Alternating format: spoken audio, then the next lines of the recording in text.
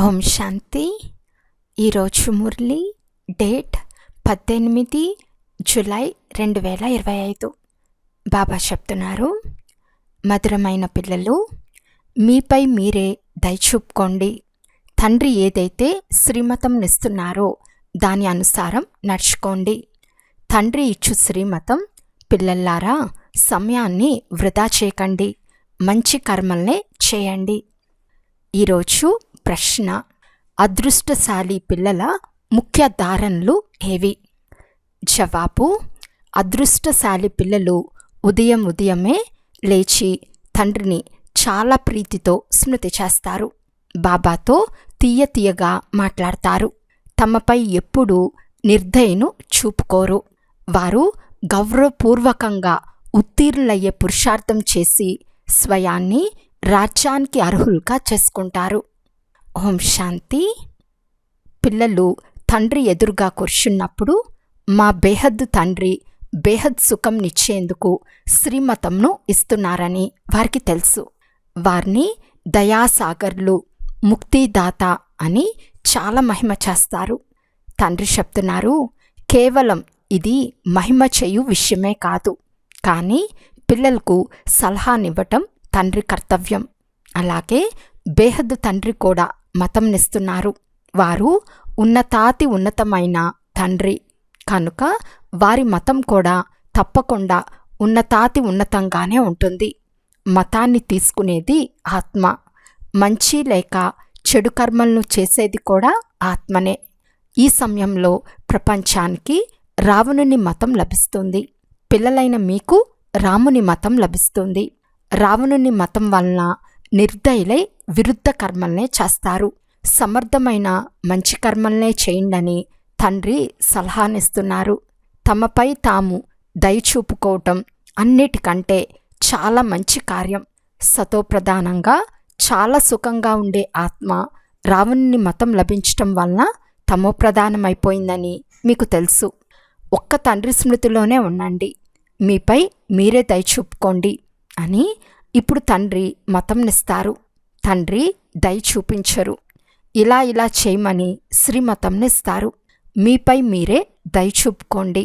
స్వయాన్ని ఆత్మగా భావించి పతిత పావనులైన మీ తండ్రిని స్మృతి చేస్తే మీరు పావనంగా అవుతారు. పావనంగా ఎలా అవ్వాలో తండ్రి సలహానిస్తారు. పతితులను పావనంగా చేసేవారు తండ్రియే. వారు శ్రీమతంనిస్తారు. వారు మతానుసారం నడుచుకోలేదు అంటే మీపై మీరు నిర్దయులుగా అవుతారు. పిల్లలు సమయాన్ని వృధా చేయకండి అని తండ్రి శ్రీమతంను ఇస్తున్నారు. నేను ఆత్మ అనే పాఠాన్ని పక్కా చేసుకోండి. శారీర నిర్వహణార్థం వ్యాపారాదులు భలే చేసుకున్న సమయం కేటాయించి యుక్తిని రచించండి. పని చేస్తున్న ఆత్మలోని బుద్ధి తండ్రి వైపు ఉండాలి. ఉదాహరణకి ప్రేయసి ప్రియులు పనులు చేస్తున్నా ఒకరిపై ఒకరికి ప్రీతి ఉంటుంది కదా. ఇక్కడ అలా లేదు. మీరు భక్తి మార్గంలో కూడా స్మృతి చేస్తారు. ఎలా స్మృతి చేయాలని చాలామంది అడుగుతారు. స్మృతి చెయ్యాలి అంటే ఆత్మ పరమాత్మల రూపం తెలియాలి కదా. ఎందుకంటే పరమాత్మ నామరూపాలకు అతీతుడు అని భక్తి మార్గంలో పాడతారు. కానీ అలా కాదు. భృక్టి మధ్యలో ఆత్మ నక్షత్రం వలె ఉంటుందని కూడా చెప్తారు. మరి ఆత్మ అంటే ఏమిటి అని ఎందుకు అడగాలి? దాన్ని చూడలేరు. అది తెలుసుకునే వస్తువు. ఆత్మ కూడా తెలుసుకునే వస్తువే. పరమాత్మ కూడా తెలుసుకునే వస్తువే. రెండు అతి సూక్ష్మమైనవి. ఆత్మ మినుగు పురుగు కంటే సూక్ష్మమైనది. శరీరం నుండి ఎలా వెళ్ళిపోతుందో తెలియదు. ఆత్మ ఉంది, అది సాక్షాత్కారం అవుతుంది. ఆత్మ సాక్షాత్కారం అయితే లాభమేమిటి? అది నక్షత్రం వలె సూక్ష్మమైనది. స్వయాన్ని ఆత్మగా భావించి తండ్రిని స్మృతి చేయండి. ఆత్మ ఎలా ఉంటుందో అలా పరమాత్మ కూడా ఆత్మనే. కానీ వారిని పరం ఆత్మ అంటే సుప్రీం సోల్ అని అంటారు. వారు జనన మరణాల్లోకి రారు. ఆత్మ జనన మరణరహితంగా ఉన్నప్పుడు సుప్రీం అని అంటారు. ముక్తిధామానికైతే అందరూ పవిత్రంగా అయి వెళ్ళాలి. అందులో కూడా నెంబర్ వారుగా ఉన్నారు. కొంతమందికి హీరో హీరోయిన్ల పాత్ర ఉంది. ఆత్మలు నెంబర్ వారుగా ఉన్నారు కదా. నాటకంలో కూడా కొందరికి చాలా ఎక్కువ వేతనం దొరుకుతుంది, కొందరికి తక్కువ దొరుకుతుంది. లక్ష్మీనారాయణల ఆత్మలను మనుష్య ఆత్మల్లో సుప్రీం అని అంటారు. భలే అందరూ పవిత్రమైన వారిగా అవుతారు. అయినా పాత్ర నెంబర్ వారుగా ఉంటుంది. కొందరు మహారాజులు, కొందరు దాసీలు, కొందరు ప్రజలుగా అవుతారు. మీరు పాత్రదారులు. ఇంతమంది దేవతలు నెంబర్ వారుగా ఉన్నారని మీకు తెలుసు. మంచి పురుషార్థం చేస్తే శ్రేష్ఠ ఆత్మలుగా అయి శ్రేష్ఠ పదవిని పొందుతారు. మనము 84 జన్మలు ఎలా తీసుకున్నామో మీకు స్మృతి వచ్చింది. ఇప్పుడు తండ్రి వద్దకు వెళ్ళాలి. పిల్లలకి ఇప్పుడు ఈ నష ఖుషి కూడా ఉంది. మేము నరుని నుండి నారాయణునిగా విశ్వాధికారులుగా అవుతాము అని అందరూ అంటారు. మరి పురుషార్థం కూడా అటువంటిది చేయాల్సి ఉంటుంది. పురుషార్థానుసారం నెంబర్ వారుగా పదవిని పొందుతారు. అందరికీ నెంబర్ వారుగా పాత్ర లభించింది. ఇది తయారైన డ్రామా. ఇప్పుడు తండ్రి మీకు శ్రేష్టమైన మతంను ఇస్తున్నారు. ఎలాగైనా తండ్రిని స్మృతి చేసి వికర్మలు వినాశనం చేసుకుంటే తమోప్రధానం నుండి సతోప్రధానంగా అవుతారు. పాపభారం తలపై చాలా ఉంది. ఎలాగైనా దానిని ఇక్కడే సమాప్తం చేయాలి. అప్పుడే ఆత్మ పవిత్రంగా అవుతుంది. ఆత్మలైన మీరే తమోప్రధానంగా అయ్యారు కనుక ఆత్మనే సతోప్రధానంగా అవ్వాలి. ఈ సమయంలో భారతదేశం పూర్తి దివాలా తీసింది. ఈ ఆటంతా భారతదేశంపైనే ఉంది. వారంతా కేవలం ధర్మస్థాపన కొరకు వస్తారు. పునర్జన్మలు తీసుకుంటూ చివర్లో అంతా తమోప్రధానంగా అవుతారు. మీరు స్వర్గానికి అధికారులుగా అవుతారు. భారతదేశం చాలా శ్రేష్టంగా ఉండేదని, ఇప్పుడు పేదదిగా అయిపోయిందని మీకు తెలుసు. పేదవారికే అందరూ సహాయం చేస్తారు. ప్రతి విషయంలోనూ భిక్ష వేడుకుంటూనే ఉంటారు. పూర్వం ఇక్కడి నుండే చాలా ధాన్యం వెళ్ళేది, ఇప్పుడు పేదదైపోయింది కనుక ప్రతిఫల సేవ నడుస్తోంది. ఏదైతే తీసుకెళ్తారో అది అప్పు రూపంలో లభిస్తుంది. కృష్ణుడు క్రైస్తవుల రాసి ఒక్కటే. క్రైస్తవులే భారతదేశాన్ని మింగేశారు. ఇప్పుడు మళ్ళీ డ్రామానుసారం వారు పరస్పరంలో పోట్లాడుకుంటే పిల్లలైన మీకు వెన్న లభిస్తుంది. అంతేకాని కృష్ణుని నోట్లో వెన్న ఉండేదని కాదు. అలా శాస్త్రాల్లో రాసేశారు. పూర్తి ప్రపంచమంతా కృష్ణుని చేతిలోకి వచ్చేస్తుంది. పూర్తి విశ్వానికి మీరు యజమానులుగా అవుతారు. మనం విశ్వాధికారులుగా అవుతున్నామని పిల్లలైన మీకు తెలుసు కనుక మీకు ఎంత ఖుషి ఉండాలి. మీ అడుగడుగులో పదం ఉంది. కేవలం ఒక లక్ష్మీనారాయణల రాజ్యం మాత్రమే లేదు, వారి వంశం ఉండేది కదా. యథా రాజా రాణి తథా ప్రజ. అందరి పాదాలలో పదమాలు ఉంటాయి. అక్కడ లెక్కలేనంత ధనం ఉంటుంది.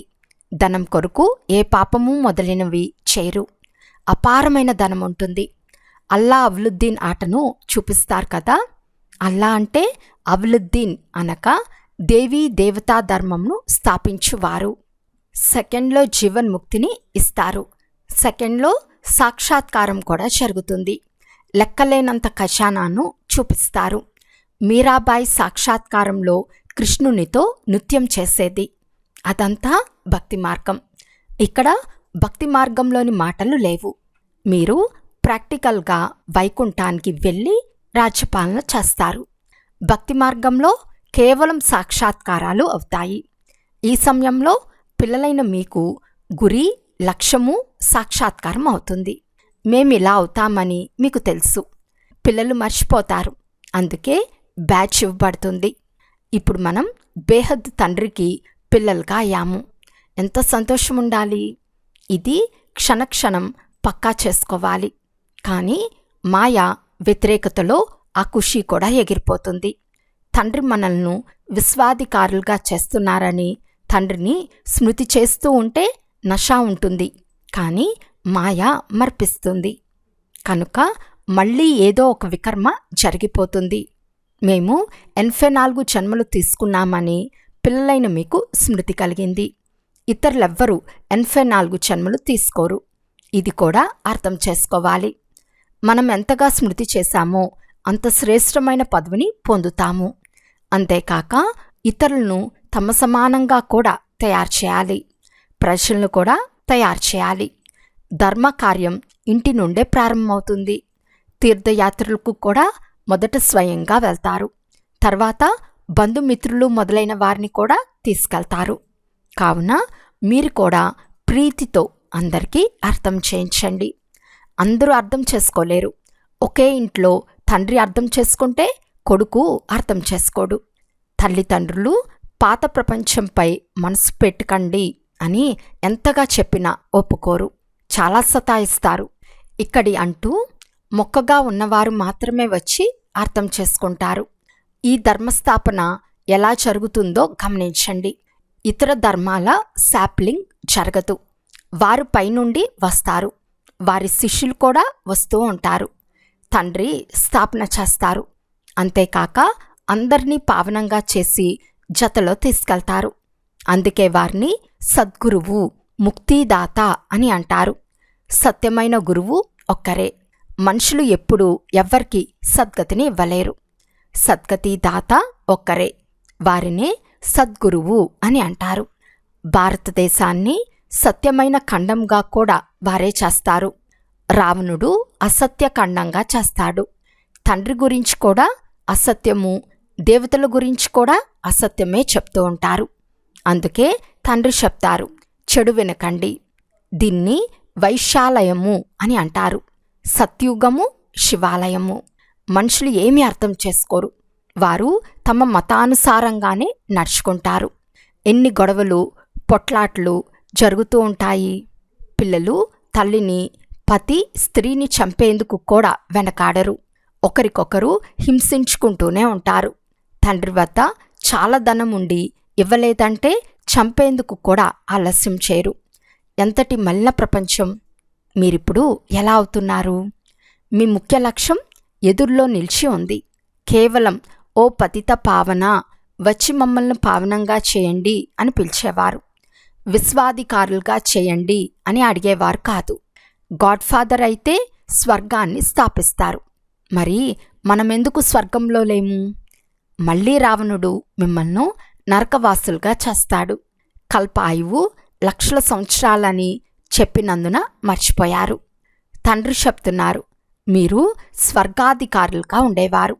ఇప్పుడు మళ్ళీ చక్రంలో తిరిగి నరకానికి అధికారులుగా అయ్యారు. ఇప్పుడు తండ్రి మిమ్మల్ని మళ్ళీ స్వర్గాధికారులుగా చేస్తారు. వారు చెప్తున్నారు, మధురమైన ఆత్మల్లారా, పిల్లల్లారా, తండ్రిని స్మృతి చేస్తే మీరు తమో ప్రధానం నుండి సతో ప్రధానంగా అవుతారు. తమో ప్రధానంగా అయ్యేందుకు అర్ధకల్పం పట్టింది. పూర్తి కల్పమనే చెప్పవచ్చు. ఎందుకంటే కల్పమంతా కళలు తగ్గుతూనే ఉంటాయి. ఈ సమయంలో ఏ కళ కూడా లేదు. నిర్గుణుడు నైనా నాలో ఏ గుణమూ లేదని పాడతారు. దీని అర్థం ఎంతో స్పష్టంగా ఉంది. ఇక్కడ నిర్గుణ బాలకుల సంస్థ కూడా ఉంది. బాలకులలో ఏ గుణమూ లేదు. వాస్తవానికి బాలకులను మహాత్ములు కంటే శ్రేష్టమైన వారని అంటారు. వారికి వికారాల గురించే తెలియదు.